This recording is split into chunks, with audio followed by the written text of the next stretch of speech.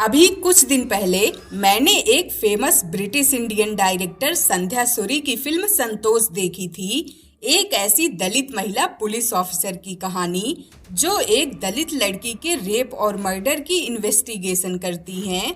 सुनने में ये आपको नॉर्मल लग रहा होगा, लेकिन आपको ये जानकर हैरानी होगी कि हमारे देश में उस मूवी को रिलीज होने से पहले ही बैन कर दिया गया, क्योंकि फिल्म में पुलिस फोर्स के अंदर कास्ट बायस और जेंडर डिस्क्रिमिनेशन को दिखाया गया है। अब पुलिस फोर्स में जाति और जेंडर के आधार पर कितना भेदभाव होता है या नहीं होता ये मैं नहीं बता सकती, लेकिन हमारे समाज में ये भेदभाव हर रोज होता है। इसीलिए मेरे मन में एक सवाल आया कि जब सच दिखाना ही प्रॉब्लम बन जाए तो जस्टिस का असली मतलब क्या बचा है। सोचिए, अगर न्याय सिर्फ कोर्ट कचहरी की बात है तो आम आदमी के हिस्से में क्या आएगा। डॉक्टर भीमराव अंबेडकर ने कहा था, सच्चा न्याय तब आता है जब हर इंसान को बराबरी, आजादी और भाईचारे का अनुभव हो। आज के वीडियो में हम जानेंगे कि अंबेडकर जी के नजरिए से न्याय और समाज का असली मतलब क्या है और क्यों उनके विचार आज भी उतने ही प्रासंगिक हैं जितने वो 75 साल पहले थे। तो चलिए शुरू करते हैं।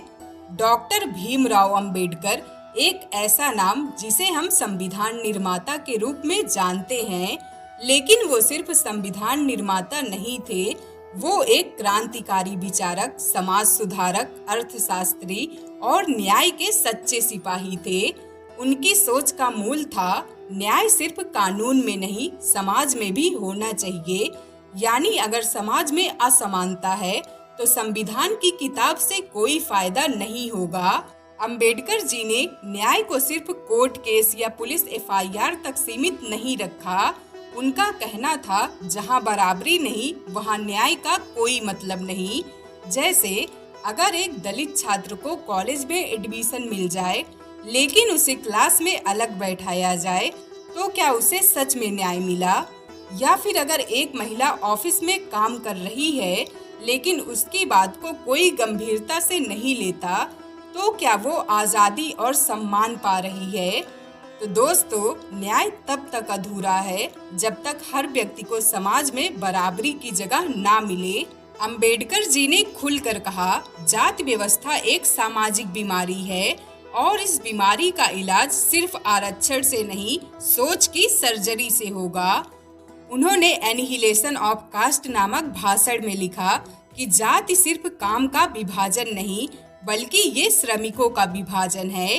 यानी किसी की काबिलियत नहीं, उसकी जाति तय करती है कि वो क्या करेगा। अगर कोई व्यक्ति जन्म से ही एक विशेष वर्ग में डाल दिया जाए तो उसकी मेहनत, उसकी शिक्षा सब बेकार जाती है।